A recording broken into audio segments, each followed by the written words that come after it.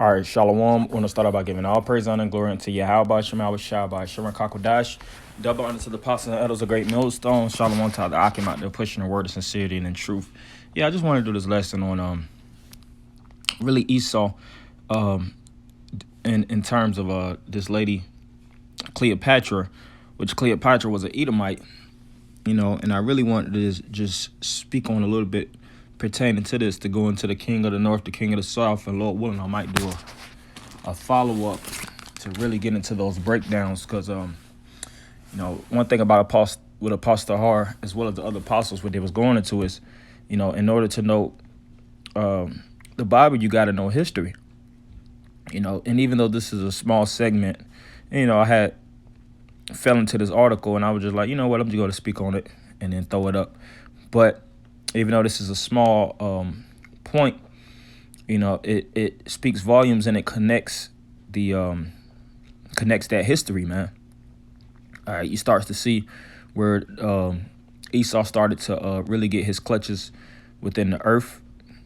How he actually started to run rampant. As a matter of fact, I'm gonna do a add to with this, because years ago I was talking to somebody on my job, and they was telling me about the the Rosetta Stone. He was going into the Rosetta Stone and how the different languages came together, and I didn't even look into it, through the spirit. And I was like, who more than likely put that Rosetta Stone? And I was like, it was this guy named told me he was in the because the guy I was talking to, he knew a little bit about history and things and such. So I never really went into the Bible with him. Of course he couldn't get it, but it was just general conversation. But I was like, yeah, told me, and which I'm gonna throw a little bit on that Rosetta Stone after this. But that's when you start to know how to connect history, and you through the spirit, when you even hear certain segments, you be like, oh yeah, when Esau started to really get in, he started to interconnect the languages. That's where you have even those libraries, the libraries of Alexandria, Egypt. All right, and you had the Parthenon or Pantheon, which Pan is all, and Theo means all gods. When Esau started getting power in Egypt, you had the different families that started to spread their wings. Esau really started to be like a green bay tree, man. In the ancient world, how much more in these times now, as it is written, I've seen the wicked and the power and establish themselves as a green bay tree, going into the expansion. So it says, scholars identify Cleopatra as having been essentially of Greek ancestry with some Persian and Sogdian Iranian ancestry, based on the fact that her Macedonian Greek family, the Ptolemaic dynasty, had intermarried with the Seleucid dynasty. Yeah, this is some really good history. Like I said, when you go into the king of the north and the king of the south, and they speak about, how it was going to basically be a marriage, and these points are written for a reason.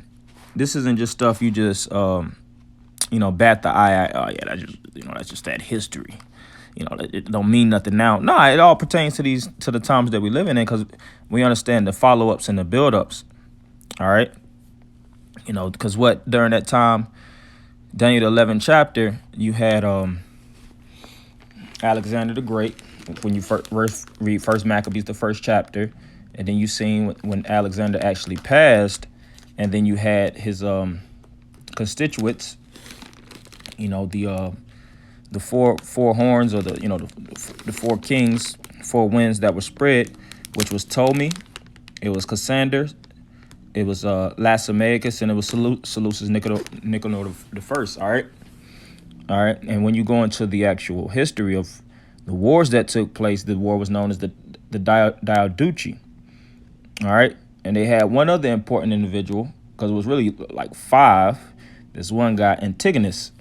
And Antigonus eventually got pushed out. Then the war started to get more and more interpersonal between the four who could claim power. All right. Then, throughout, which, like I said, I'm not going to go through all this because there's so much good history in this from the top to the bottom. And like I said, Lord willing, I might do another segment just going into it. Hopefully I can get the priest or brother going to it, because this, like I said, this is a lot of history. It's very, very detailed. But this is Daniel's 11 and 2. And now will I show thee the truth. So Matter of fact, I'm going to start at verse 1. Also, I, in the first year of Darius the Mede, even I stood to confirm and to strengthen him. And now will I show thee the truth. Behold, there shall stand up yet 3 kings in Persia, and the fourth shall be far richer than they all. Right. And we know that fourth king is Xerxes. But it says, and by his strength, through his riches, he shall stir up all against the realm of Grecia. Right. So the Greeks went to war with the Persians, and the Persians fell to the Greeks. Now you had the new empire, new established empire, and the mighty king shall stand up that shall rule with great dominion and do according to his will. And when he shall stand up, his kingdom shall be broken and shall be divided toward the 4 winds of heaven. Right. And not to his posterity, which the posterity deals with a seed line, because Alexander's son got killed, if I'm not mistaken, by Cassander. All right. So he didn't actually have the seed line actually go through his loins. All right. It went and spread to his 4 generals. Nor according to his dominion which he ruled, for his kingdom shall be plucked up even for others besides those. And the king of the south shall be strong, which the king of the south is who? It ain't talking about T.I. It's talking about Ptolemy, man. You know, a lot of jakes that read this, the king of the south. I don't know who the hell this is. It's Ptolemy. When you look at the different directions, you had the Middle East, all right. And Lord, well, as a matter of fact, I could pull up a map. I didn't want to click off, but let me see. Diadochi. Yeah, when you go into these different Diadochi wars, here you go. So you have, they mainly focusing on the king of the north and the south, but I want to get the first wars. Yep, it told me you see Seleucus. And that's really the main two, though, Seleucus. And like I said, Cassander and Las Americas were extremely important, too. But they got absolved. They lost their strongholds, and they eventually succumbed. And then you see from that, you had the Ptolemaic dynasty fighting the Seleucid Empire. All right, then you had Seleucus, like I said, Nicanor the first, and you had the different Seleucids that came out of that. And out of Seleucus line, you have what? Antiochus' surname Epiphanes, you know, and then you had Ptolemy, Eugatus, all these different Ptolemies. Ptolemy the first, I think they had the second, the third. They had so many different Ptolemies that came out of those lines. And like I said, eventually they used the power of women, you know, to retain their power, just like it's always been. You know, a lot of times they would use women to intermarry, and that's why the Lord was telling us don't even marry the wives of the other nations, because that's really that's a form of power grabbing. All right, you would use the actual, you know, your daughter or your niece and things of that nature, and you would actually this one lady, and she was a Jake, Anne Boleyn. I think they was actually going to come out with a series on Netflix during the time of the Tudors. But the father, when you watch the show The Tudors, it was a really good show, and I watched a few seasons. But they used her to their advantage to actually try to have her intermarry with the king, so that they could get their family into a position of nobility. And the father actually used his 2 daughters as basically smuts for the king. You know, he wanted to have them, you know, if either or. You know, and he was basically underbite, and you could tell how he was using them. He was using them like a damn pimp. But that's what happened in the ancient world. So we know the words of the Yahweh Shema Shah to be faithful and true. And that's why the apostles always say that, man, you got to love this history, man, you know. But it says, and the king of the south shall be strong, which the king of the south was strong. Ptolemy had a very, very heavy stronghold within Egypt. And it says, and one of his princes, and he shall be strong above him, and have dominion, which dominion goes into the lordship, and his dominion shall be a great dominion.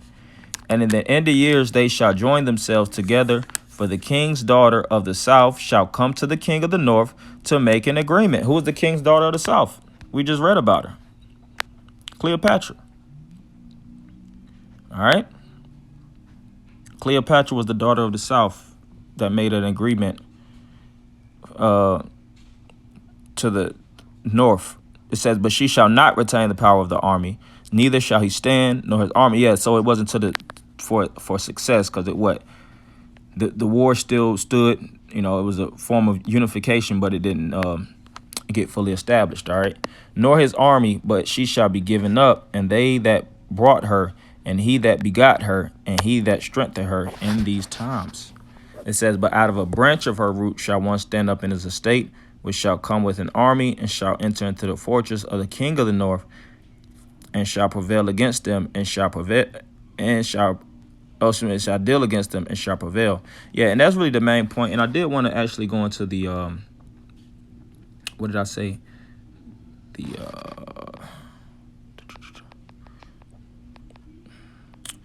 it's the Rosetta Stone.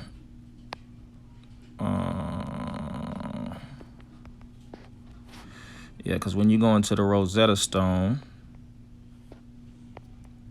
let's go into the history of it. The Rosetta Stone is a granodiorite stele inscribed with 3 versions of a decree issued in Memphis, Egypt, in 196 BC during the Ptolemaic dynasty on behalf of King Ptolemy V Epiphanes.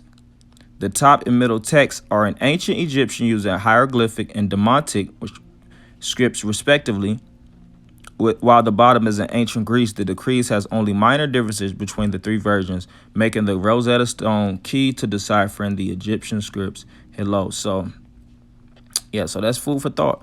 And you see the present day in the British Museum, which hell, you know, this is really when the Most High allowed Esau, and not starting off with this, but this is part of Esau actually getting his foothold within these different nations. All right.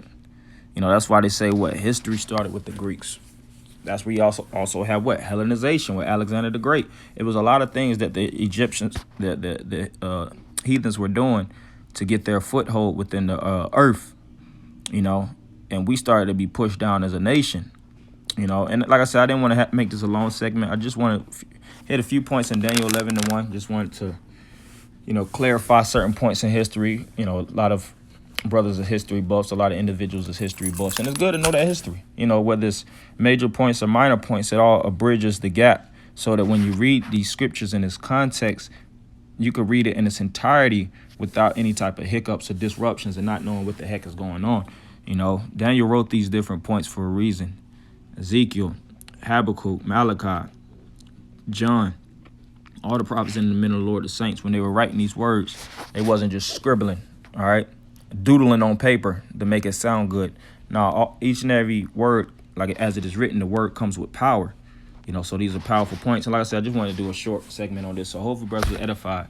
I'm going to end it by giving all praise, honor, and glory unto Yahweh, Shema, Shai, Shema, Kakwadash, double honors to the apostle and others, great millstone. Shalom, Makim.